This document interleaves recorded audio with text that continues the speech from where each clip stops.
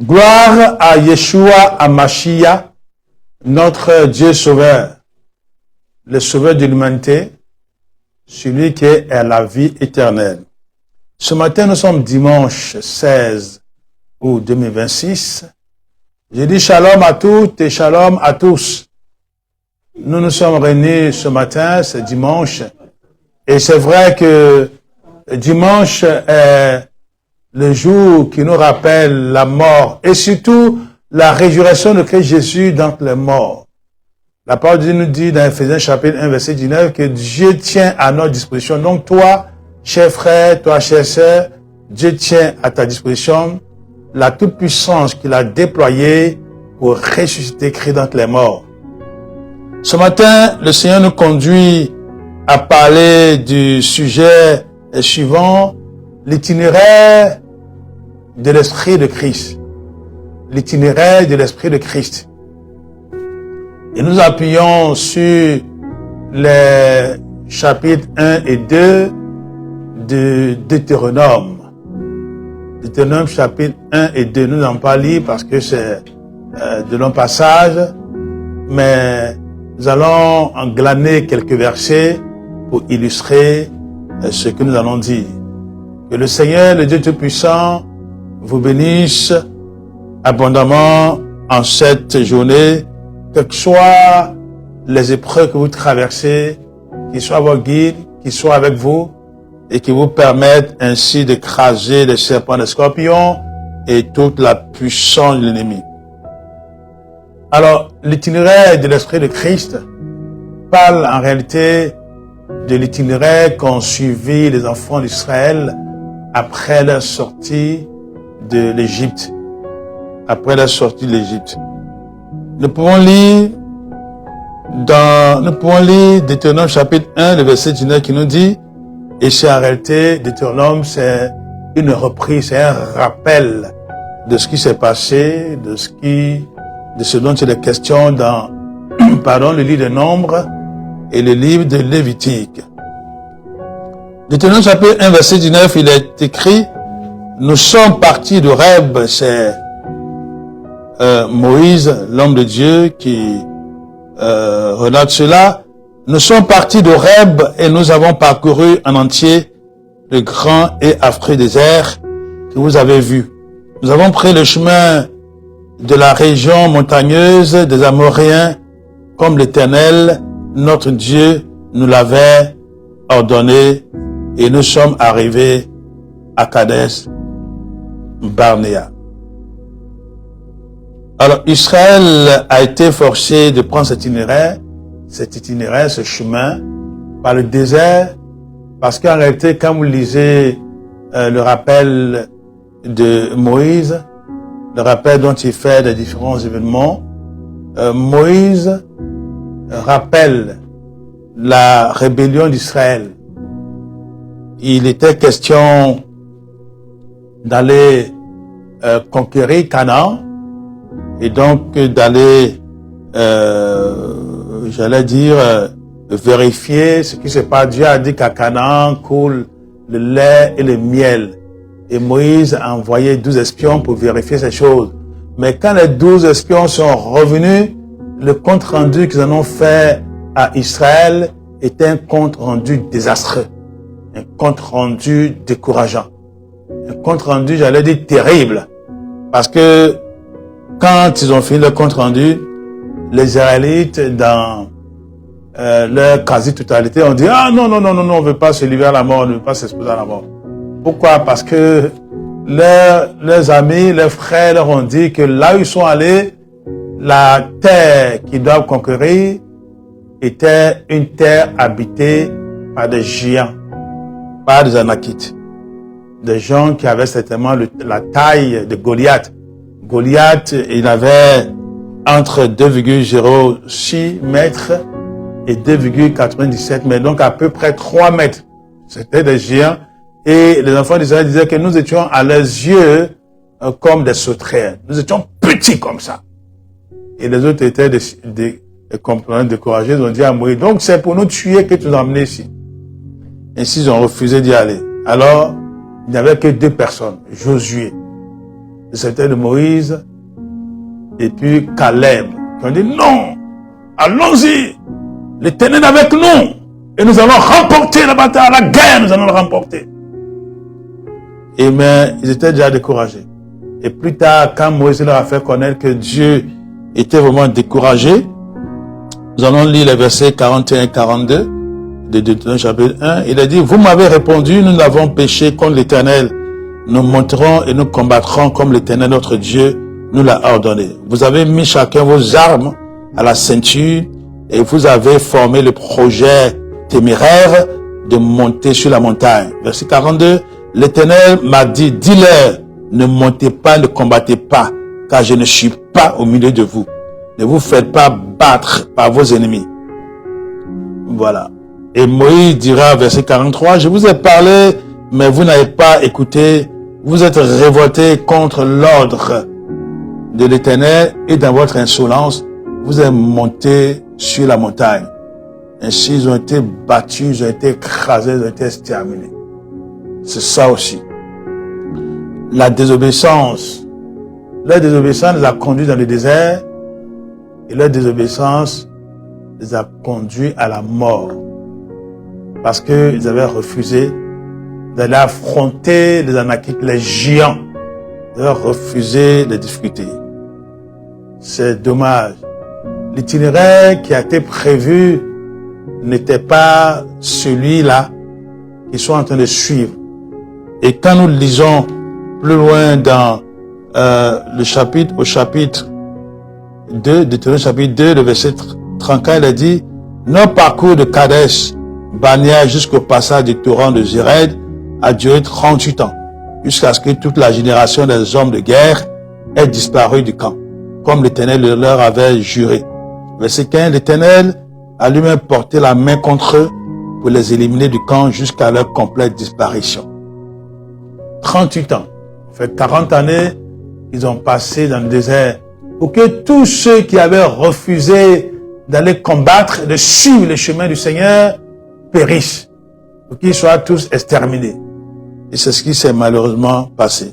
Voyez-vous, quand nous décidons de ne pas suivre l'initiative du Seigneur, de ne pas suivre le chemin qui nous trace, nous rencontrons beaucoup de difficultés. Peut-être que tu as eu des difficultés dans ta vie, des épreuves. Le Seigneur t'a montré qu'il fallait suivre un chemin, il fallait lui obéir, mais tu t'es dit, oh, pour Dieu là, c'est trop long, c'est trop dur, il y a beaucoup trop d'obstacles. Moi, je décide de faire ceci, je décide de faire ceci, je décide de faire ce que mon cœur me suggère. Et ainsi, tu as décidé de faire cela. Quand on n'obéit pas au Seigneur, quand on ne s'en tient pas à ce que le Seigneur nous dit au départ, alors on se fourvoie et on se laisse avoir par l'ennemi. C'est malheureusement ce qui s'est passé. Ils ont voulu se rattraper et Dieu leur a dit non, ne faites pas cela. Voyez-vous, quand on n'obéit pas au Seigneur, il faut être humble pour rester à son écoute. Il faut laisser le Seigneur nous conduire, nous diriger. Dans Romains le chapitre 8 et le verset 9, il est dit, vous n'êtes plus au service de vos penchants naturels. Vous vivez sous le contrôle de l'Esprit de Dieu. Vous suivez ses injonctions. Si du moins, il a fait sa demeure en vous. Évidemment, si quelqu'un n'a pas l'Esprit de Christ en lui, il ne fait pas partie des siens. Ce n'est pas un vrai chrétien. Il faut que l'Esprit de Dieu te conduise afin que tu suives l'itinéraire de Christ. Quand tu suis l'itinéraire de l'Esprit de Christ, quels que soient les obstacles, tu triompheras parce qu'il est avec toi. Si Israël avait accepté de passer par les montagnes, par les forêts, d'aller affronter les Anakites, c'est sûr qu'il n'aurait pas traîné dans le désert. Il n'aurait pas passé 40 ans à être formé, à être flagellé, à être éprouvé. Mais ils auraient peut-être affronté des épreuves difficiles, mais ils auraient été vainqueurs parce que Dieu était avec eux. Pour que tu comprennes une chose. Quand le Seigneur te trace un chemin, il faut que tu suives ce chemin. Mais comment tu vas découvrir le chemin du Seigneur si tu n'as pas l'Esprit de Christ? C'est ce que nous rappelle Romains chapitre 8, verset 9. Si tu n'as pas l'esprit de Christ, c'est que tu n'es pas un vrai chrétien.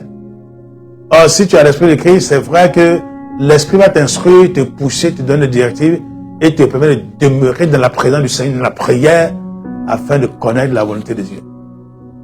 Peut-être que tu es à la recherche d'un travail et tu te dis que bien que ton CV soit fourni, bien que ton dossier soit fourni, tu te dis que si tu ne fais pas comme les autres, tu ne pourras pas être pris. Ainsi, tu essaies de contourner ce que tu trouves difficile. Tu veux faire comme les enfants d'Israël. Tu te dis, aller affronter le concours ou aller raisonnablement, aller correctement, aller normalement est difficile. Donc, tu veux essayer les raccourcis qu'ont pris beaucoup de gens pour réussir. Laisse-moi te dire, si tu prends ce raccourci-là, si tu réussis, ta réussite sera un échec. Il faut que tu comprennes ça. Je dis, ta réussite sera un échec. Apparemment, peut-être que tu auras réussi, mais en réalité, ce n'est pas une réussite digne du Seigneur et digne d'une vie honnête. Beaucoup de gens le font, mais plus tard, ils regrettent. Il vaut mieux rester sous la puissante main de Dieu et sur ses directives parce que lui, il est sûr. C'est un Dieu fidèle. Donc Israël, dans sa désobéissance, s'est ainsi mis en danger. C'est ainsi mis en danger parce qu'ils ont voulu récupérer. C'est comme s'ils voulaient rattraper les choses. Malheureusement, Dieu n'était plus avec eux. Peut-être tu passes par ce moment-là. Tu as longtemps hésité. Maintenant, tu veux faire et tu n'écoutes plus ce que Dieu te dit. Mais, comme dans un amour propre, tu veux prouver que c'est toi. Oh, que tu es si chrétien, que tu es si décidé. Non, ce n'est pas ce que Dieu te demande. Dieu te demande de lui obéir humblement et de laisser l'Esprit de Christ te conduire. Alors, dans cette perspective, sur ce chemin, sur cet itinéraire, il est dit qu'ils ont rencontré beaucoup de peuples. Ils ont rencontré les descendants d'Ésaü. Ils ont rencontré beaucoup de gens dont Dieu leur a dit, laissez-les tranquilles. Ils ont rencontré le peuple d'Amman, dans les Ammonites. Ils ont rencontré les Moabites. Dieu leur a dit de les laisser, de ne pas toucher à leur héritage, de ne pas toucher leur territoire. Parce que lui, il a donné ces biens-là aux descendants de Lot. Et donc, soit aux descendants d'Ésaü, soit aux descendants de Lot. Les descendants d'Ésaü, c'était leurs frères. Les descendants de Lot, c'était leurs frères. Donc, tu vois, il y a parfois des combats que le Seigneur te demande d'éviter. Oui, il y a des combats que tu ne dois pas mener. Apparemment, c'est des combats que tu dois mener parce que tu en as besoin pour progresser. Mais Dieu te dit de ne pas t'occuper de cela parce que lui, il a déjà réglé. Il a réglé. Donc, tu comprends? L'écoute de Dieu, l'écoute de la parole de Dieu, l'écoute de l'Esprit de Dieu t'évitera beaucoup de déboires, beaucoup d'échecs et beaucoup de pertes de temps. Il y a des gens qui n'ont pas écouté Dieu. Ils ont investi dans plusieurs choses, dans des projets. Ils ont perdu du temps, de l'énergie, de l'argent. Et il y en a même qui ont perdu leur vie. Il faut que tu restes à l'écoute de l'Esprit de Dieu. Il faut que tu restes à l'écoute de l'Esprit de Dieu. Et tu comprendras que quand Dieu te dit que ça, ce n'est pas nécessaire, évite de t'y adonner. Laisse-toi plutôt conduire par l'Esprit de Dieu. C'est pour ça qu'il est important que tu entretiennes l'Esprit de Christ en toi, parce que c'est cet Esprit-là qui va te guider, qui va te conduire. Romains chapitre 8 et le verset 9. Ne te laisse pas entraîner par tes penchants naturels, par la chair, comme on le dit. Mais il faut que tu te laisses plutôt conduire par le Seigneur. Alors, tu comprendras que quand il sera question de mener le combat, le Seigneur lui-même disposera les choses. C'est ainsi que nous lisons dans Deutéronome du chapitre 2, Et le verset, on peut lire du verset 26 au verset 31. Du désert de Kémoth, c'est toujours Moïse qui parle. J'ai envoyé des messagers porteurs de paroles de paix à Sion, le roi de Hesbon. Je lui ai fait dire, laisse-moi passer par ton pays, je suivrai la grande route sans m'en écarter, ni à droite, ni à gauche. Verset 28, tu me vendras à prix d'argent la nourriture que je mangerai, et tu me donneras à prix d'argent l'eau que je boirai. Je ne ferai que passer, je ne ferai que passer. Verset 29, c'est ce que m'ont permis de faire les descendants d'Ésaü qui habitent en Séir et les Moabites qui demeurent à Ar. Permets-le aussi, jusqu'à ce que j'aie passé le Jourdain pour entrer dans le pays que l'Éternel notre Dieu nous donne. Verset 30, mais Sion, roi de Hesbon, n'a pas voulu nous laisser passer chez lui. En effet, l'Éternel ton Dieu a rendu son esprit inflexible et a endurci son cœur afin de le livrer entre tes mains, comme tu le vois aujourd'hui. Verset 31, l'Éternel m'a dit, regarde, je te livre dès maintenant Sion et son pays. Voilà. Dieu n'a pas voulu que les Israélites conquièrent, attaquent les territoires des Moabites et du peuple Aman. Seulement, il a demandé à Moïse d'appliquer la même chose parce qu'ils sont passés chez eux en achetant la nourriture, en achetant l'eau aussi, donc ils continuaient. Malheureusement, quand ils sont arrivés sur le territoire de Hesbon, leur roi Sion a refusé d'accepter la même chose que ses prédécesseurs, enfin que les autres rois de Moab et d'Ammon. Il est dit ici que c'est parce que Dieu voulait qu'Israël attaque. Donc tu comprends, le combat que Dieu veut que tu entreprennes, lui-même il dispose des choses, il crée les conditions pour que tu puisses ainsi t'y engager parce qu'il sait qu'ainsi il te donne la victoire. Dieu savait qu'il donne la victoire à Israël. Il a endurci le cœur de Sion, roi de Hesbon, qui n'a pas voulu accepter les propositions de Moïse. Ainsi, calme-toi, reste à l'écoute de l'Esprit de Dieu. Les combats qu'il veut que tu livres, lui-même va te les révéler. Et lui-même va créer les conditions pour que tu sois vainqueur. Mais ne te laisse pas guider par ton amour propre, par la chair, par l'orgueil, pour entreprendre des combats qui ne te regardent même pas. Faut pas le faire. Parce que si tu le fais comme Israël a fait, il est dit, Dieu leur a dit, je suis pas avec vous, ne le faites pas. Il y a des combats que Dieu veut pas que tu livres. Il faut que tu exerces le discernement pour ne pas te laisser avoir. Ce matin, comprends que tu dois rester sur le chemin que le Seigneur lui-même t'a tracé. Tu dois t'en tenir à l'itinéraire de l'Esprit de Christ. Ça veut dire que tu dois te laisser conduire par l'Esprit de Christ et tu dois rester à son écoute. Tu dois te soumettre à la volonté de Dieu. Tu dois obéir à la volonté de Dieu. Sinon, tu vas perdre du temps. Tu vas gaspiller de l'argent. Tu vas gaspiller le temps.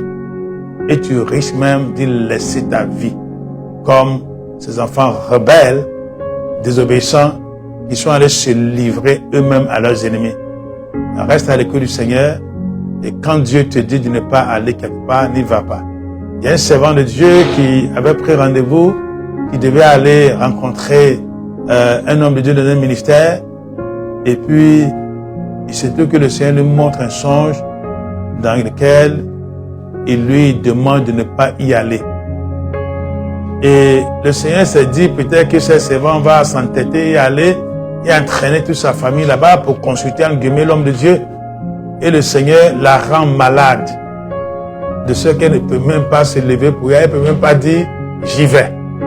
Mais tu es malade, tu vas faire comment pour aller? Donc, voilà comment le Seigneur nous instruit. Reste à l'écoute de l'Esprit de Dieu. En toi, Dieu a mis sa puissance afin que tu écrases les serpents, les scorpions, toute l'armée du diable. reste à l'écoute du Seigneur et obéis à l'Esprit de Christ. Pour que tu sois toujours vainqueur, suis l'itinéraire de l'Esprit de Christ. Que Dieu te bénisse. Amen.